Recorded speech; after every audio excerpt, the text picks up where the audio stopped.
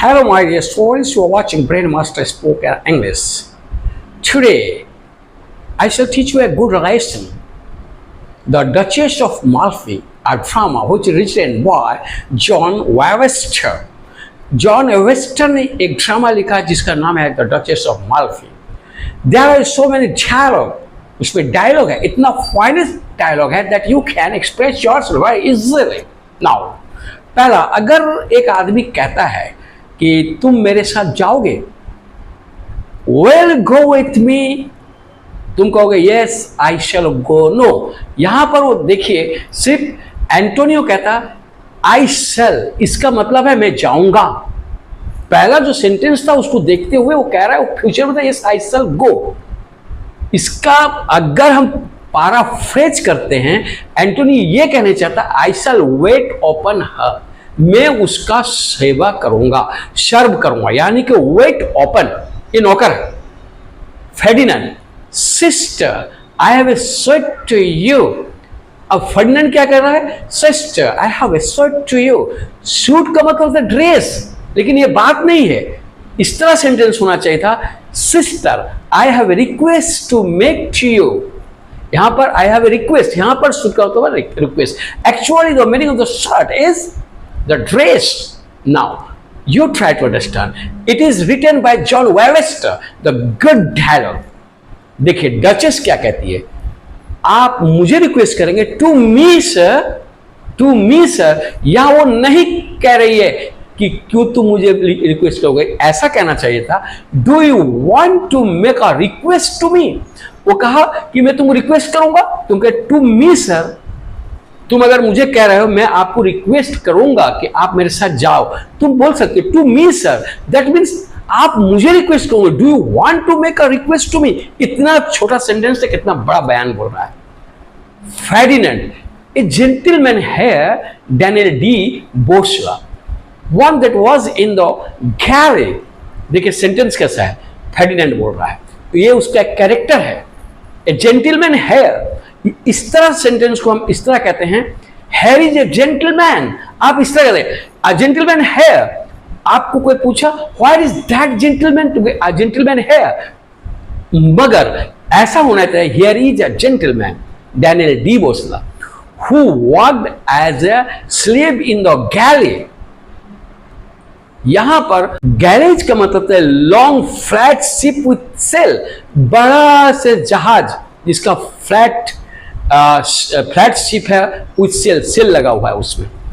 फिर देखिए डचेस कह रही है yes I know him, yes I know him, it is the correct over here. That उसको पूरा वो कहा यस हाँ मैं उसको जानती हूं. Another sentence which is spoken by Ferdinand. Ferdinand, a worthy fellow, he is. Pray, let me entreat for the provisionship of your house. यहां पर देखिए a worthy fellow he is, यहां पर लिखा worthy fellow he is, इसके बाद में क्या है, कोलन है, रुक गया. Pray, मैं तुम्हें रिक्वेस्ट करता हूं, let me entreat for the provisionship of your house. Let me, here is a worthy person, यही वो अच्छे आदमी है. I request you to appoint him to the post of the supervisor. वो जो provisionship जो है उसका मतलब होता है supervisor for your horses. उसको आप अपॉइंट कर सकते हैं आपके घोड़े का देखभाल करने का. लेकिन डचेस फिर कैसा कह रही है, देखिए duchess, your knowledge of him commends him and preferred him. Duchess कह रही है your knowledge of him commends him and prefers him. देखिए ये जो बात कह रही है your knowledge of him, that means that you know him in sufficient recommendation and so I appoint him to the post. ये जो आप रिकमेंड कर रहे हो, रिकमेंडेशन कर रहे हो, ये सफिस है, बहुत ज्यादा है, इसलिए मैं उसको क्या कर रही हूं, अपॉइंट कर रही हूं. बहुत अच्छा सेंटेंस. वो सेंटेंस को किस तरह हम पैराफ्रेज करके लिखे हैं, that you know him is sufficient recommendations and so I appoint him to the post. Ferdinand, call him hither, we are now upon parting.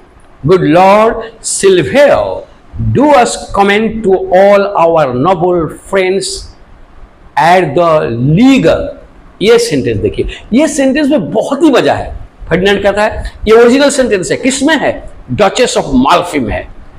If you will read then you can get the knowledge, आप knowledge पाएगा अपना। If you are reading then you can't. Call him इधर, इसका मतलब call him है। We are now about to part, उसमें बोला क्या? We are now upon parting. यहां है we are now about to part, हम अभी यहां से चले जाने वाले हैं। गुड लॉर्ड सेल्वो, यहां पर गुड लॉर्ड सेल्वो फिर कॉमा भी है। Convey our good wishes to all our friends at the camp. यहां पर कहता है comment to all our nobles, हमारे जितने दोस्त हैं, नॉबल्स या फ्रेंड, नोबल फ्रेंड्स, इन अच्छे दोस्त जो हैं उनको कन्वे कर दो, दे दो। क्या दो? हमारा best wishes at the league, जाकर लीग में। यहां पर लीगर का मतलब है, लीग से लीगर हुआ, लीगर का मतलब हुआ कैंप में जाके हमारा उनको शुभेच्छा दे दो। सेल्वो सर आई सेल, सेल्वो क्या गया? सेल्वियो क्या कर रहा है? कहता सर आई सेल, हाँ मैं दे दूंगा। अगर मैं कह रहा हूं will you go with me, तुम कहोगे आई cell, that means yes I shall go with you. Here it is the way of speaking, किस तरह वो you way of speaking कर रहा है। सर I shall do, इसका मतलब हुआ I shall do, हाँ मैं दे दूंगा। वो नहीं कहा कि I shall do ये चीज दे दूंगा, ऐसा नहीं बोला। उसका जो सेंटेंस था उस सेंटेंस से इतना कहा I shall do, हाँ मैं आपका पहुंचा दूंगा खबर।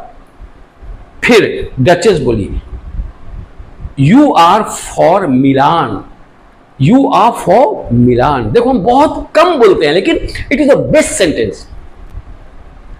तुम बिहार जा रहे हो, you are for Bihar, you are for Orissa. जा रहे हो क्वेश्चन मार्क्स है, यू आर फॉर मिलान, क्या तुम मिलान जा रहे हो? इस तरह आप कह सके हैं are you going to Milan, very fantastic हो, are you going to Milan. लेकिन जो ओरिजिनल लिखा हुआ है यू आर फॉर मिलान, क्या आप मिलान के लिए जा रहे हैं? यानी कि मिलान जा रहे हैं, मिलान एक जगह का नाम है, वहां जा रहे हैं। आप इसको किसी तरह इस्तेमाल करते हैं। आई एम, वो बोला नहीं कि यस आई एम, बोला आई एम, मैं जाता हूं। यानी कि आई एम के बाद में सेंटेंस और नहीं है। It is depend upon you to understand your friend what he is telling and how you are expressing your thought. ये नहीं है कि बहुत ज्यादा जानने के बाद भी आप एक्सप्रेस करिएगा। और डचेस ऑफ माल्फी में इस तरह बहुत सारा डायलॉग्स का इस्तेमाल किया गया है जो ब्यूटीफुल डायलॉग्स है, और उस डायलॉग से आप अपने लैंग्वेज को फ्लोरिश कर सकते हैं। इसका मतलब नहीं है कि आप उसको पूरा सीखेंगे तब बोलेंगे, ऐसा नहीं। पहले ओरिजिनल डायलॉग बोला है किसमें, जो डचेस ऑफ माल्फी में है, उसके बाद में उसका पारा फ्रेज करके बोला हूं कि सिंपल में ऐसा बोला जाता है। यानी कि दोनों इंग्लिश अपने आप पर बहुत ही महत्व रखते हैं।